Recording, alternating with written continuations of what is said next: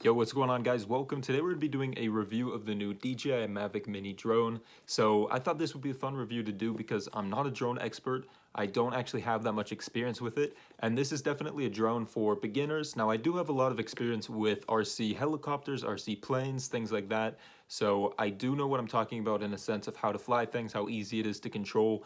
But when it comes to drones themselves, I thought this would be good because a lot of people interested in this drone are going to be new to the market. They're going to be new to flying drones, and they want to know what it's like for what they're expecting. You know, we're not expecting something that a person that has a $2,000 drone, a $1,500 drone, a $1,000 drone might expect, because this thing is about like $400 for most people. Depending on where you live, it can be more. And if you're someone that's more familiar with drones, maybe you even have a Mavic Pro or something, this still could provide some good insight for you just to get a different perspective.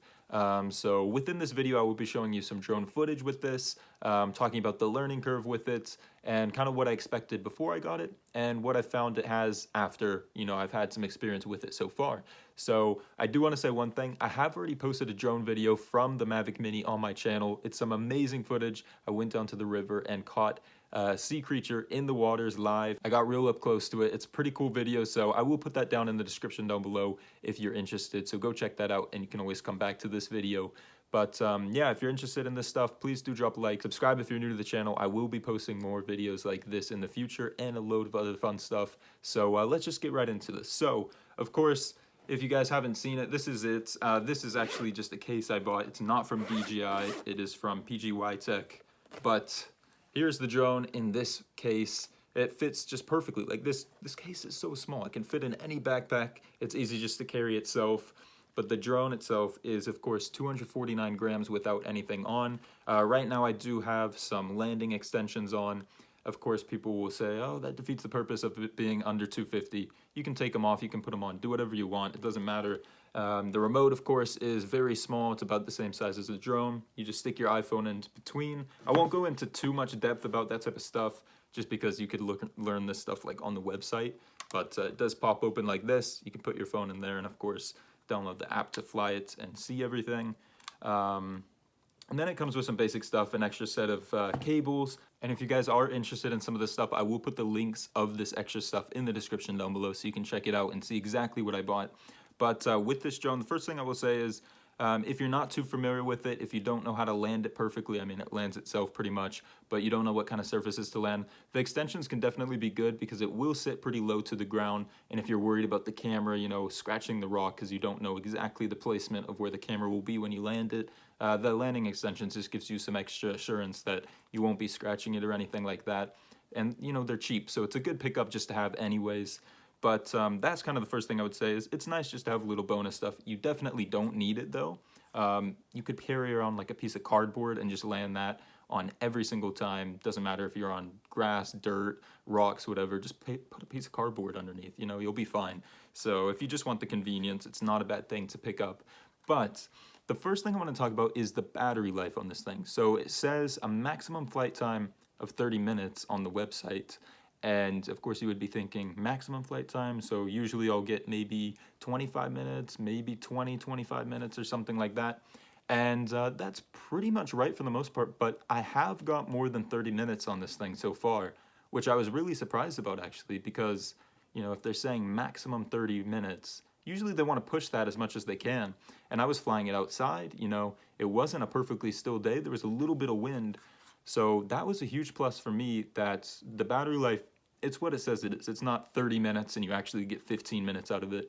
There's been no point where I've got anywhere near less than 20 minutes. I would say my average flight time with it is probably around the 26-minute mark, which is really solid for how small this thing is. Some of their other drones are bigger. You know, they have what would seem like a bigger battery, but they get less time. I think one of them is a 16-minute flight time or something like that. So the fact that this thing has up to 30-minute, again, potentially more than 30-minute flight time is spectacular. The next thing I want to talk about is the camera. It shoots in 2.7K. Of course, you can do like 1080p, whatever you want. But the camera quality is unbelievable. You know, I've shot footage like you'll see at the river if you check that video out. And you can zoom in on the footage and it still looks super clear. That's because, of course, it's 2.7K, so the quality is going to be pretty much perfect for whatever you need to do. You know, even if you're doing a small level of professional stuff with it, It can definitely be used for that, no problem. And you know, if you're going for a bigger budget, you're not going to be using a $400 drone. You're probably going to want to get a bigger one. But for small projects, this thing can definitely handle it, which is just fantastic. Any YouTube stuff that you might be doing, it'll be there, no problem. Of course, it can take photos as well, and those are, again, the same thing. The quality is spectacular.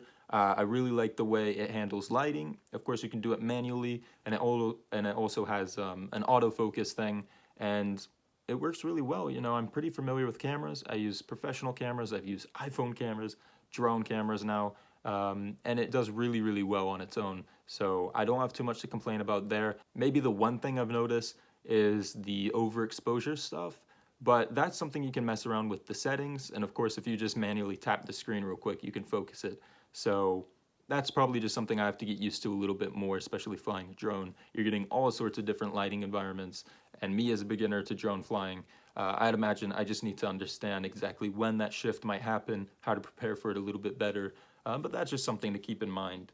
As for the range is about, I think it says up to 4 kilometers, which is around the range of 2.5 miles. Now that is, of course, if you're in a wide open area, you know, there's not other interferences, and you have a direct line of sight to it. So, you know, you're not flying like over a hill and then you can't see it, stuff like that. But dude, if you're flying this thing 2.5 miles, or if you're trying to do that, I don't really know what kind of stuff you're trying to do. Like, that's just so risky, and I don't understand why anybody would want to do that, because 2.5 miles, if you're not aware of how far that is, just go on like Google Maps and see where you can go. Like, that is a ridiculous range. If I get anywhere near a mile with this thing, I'd be surprised, because that is so far away. You don't need that much range. If you really do, you'll probably again go for a bigger drone. But any, you know, person learning drones or whatever, this range, you will never run out of options with that. Now, again, that's if you're in an open sky, you know, there's nothing interfering. If you're, you know, behind trees and stuff, what will happen is you'll start to lose a little bit of connection, and then it'll tell you like, uh-oh, you're kind of losing connection. It'll fly back. So it's nothing to worry about. If you lose connection, the good thing is it'll return to home. You don't have to worry about it. But the connection might get a little spotty. And that's still, like, if you're going far away, you can fly behind some trees, no problem. It's more like if you're behind trees and there might be a house in the way as well, and you're also like maybe 1/10 of a mile away, like, you're gonna still need to put some distance to get the disconnect stuff. So again, the range is no problem for me. If you're doing basic stuff, that's not gonna be something you're gonna have to worry about at all. And for the most important thing, I would say, is how easy is it to fly? Now, when I was growing up and kind of interested in helicopters, I pretty much tried so many different types. I've tried cheap ones. I spent a lot of money on expensive helicopters that had, you know, I don't know, maybe around $500, which is more than this thing costs. And those things don't have cameras built into it, all this type of stuff. And helicopters, man, they could be so tough to fly. I've had cheaper, like, quadcopter things, basically drones, but without cameras. And nothing compares to this thing. This thing can hover so easily without any problems in really decent amount of wind too. Like, I've been out there in about 8 mile per hour winds, and it's hovering so well. And I think it's rated to hover perfectly still in 6 mile per hour wind. I think that's what they say. But I've been out there in, you know, wind gusts of about 10 miles per hour, and it's totally fine. Like, you might get a little bit of movement, but with the way the camera sits on the gimbal, you don't see that in the footage at all. And if, you know, you're worried about crashing it, if it's, you know, 12 mile per hour winds, don't fly too close to stuff. But if you're flying in the open in 12 mile per hour winds, you're not gonna have to worry about anything. The camera footage is gonna stay perfectly still because of the gimbal. And then, you know, if you sway a foot to the left or right because of that wind, a wind gust like that, it's not gonna matter because you're in the open. If it's a little bit windier, you know, you'll get used to it, but this thing flies so well, you can control it so easily. And as for the flying modes, there's 3 different modes. There's basically a slow mode, a medium mode, and then a fast mode. And I think it's called Cine mode or something like that. Position mode, which is the medium, and then sport mode, which is the fast one. And so the cinema smooth mode is basically where you have almost limited flying controls. You can do whatever you want, but if you want to move forward or back or up and down, it's very slow. So that's to keep things very stable, and that'll be kind of to counter anything else in the environment that might kind of throw it off, which is a really good option to have, and that keeps it so smooth. Like, if you have no drone experience, if you put it in that mode, it's almost impossible to crash it. It's perfect. The position mode is probably the best one, of course, just because it's balanced. You get good control, but you can also move pretty fast. And then the sport mode is amazing. And, you know, with the camera gimbal, as I was talking about, it's still going to stay very stable, but that's just more if you're willing to take a little more risk, or if you're very comfortable with it, it's a little bit easier to crash because the movements are a little bit faster. But this thing can move super fast, up to about, I think, 25 miles per hour.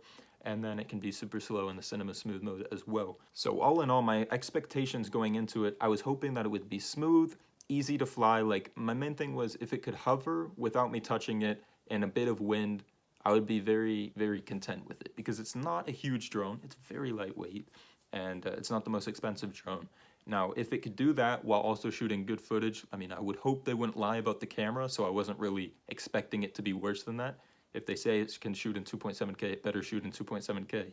So if it could do that and kind of hold its own in some wind, being this light, this small, and, you know, at least have a 20-minute battery life, which is really solid, I was going to be happy. And it absolutely did all those things like I talked about. And I couldn't be happier with this price point for this drone. You know, like, I've been waiting to get a drone for a long time, but I was always worried, like, I don't want to be crashing one. I don't want to buy one that's so expensive when I might crash it. And then some of the other ones that might be cheaper, you know, the battery life. This is just the perfect drone all wrapped into one, especially for beginners or people that have a little bit of experience but, you know, want something different. This is the perfect drone, and I couldn't be happier with this purchase. So DJI absolutely outdid themselves with this one. Of course, it doesn't have some other features like follow mode and things like that, but you know, you just have to do your research on that. If you want that mode, you have to buy a more expensive one. And for the things I want to do, I don't really need that type of stuff, so that's why I wasn't too worried about it. But all in all, this drone, I would say I'm perfectly happy with it. There's not much I wish it had otherwise. If you want to say one thing, I guess it would be nice if it had cheaper extra battery options. I think they're like $50 a piece for an extra battery. While the battery life is good on its own, it would be nice to have a little bit more or have an extra backup one. But $50, it's a lot to spend for an extra one. But I'll probably do it soon enough here. But that is going to wrap up the video. If you guys did find this helpful or enjoy, please do drop a like. Follow me on social media. Check out some posts there. I'll probably post some drone stuff there as well. And of course, subscribe to the channel to stay up to date with future videos. But that's going to wrap it up. Tell me what you think in the comments down below. If you have any drones, or if you plan on picking this one up, what do you think? What do you think of your drone, or what are you hoping for in this one? And yeah, that'll wrap it up. Thanks for watching, guys. I'll see you later. Peace.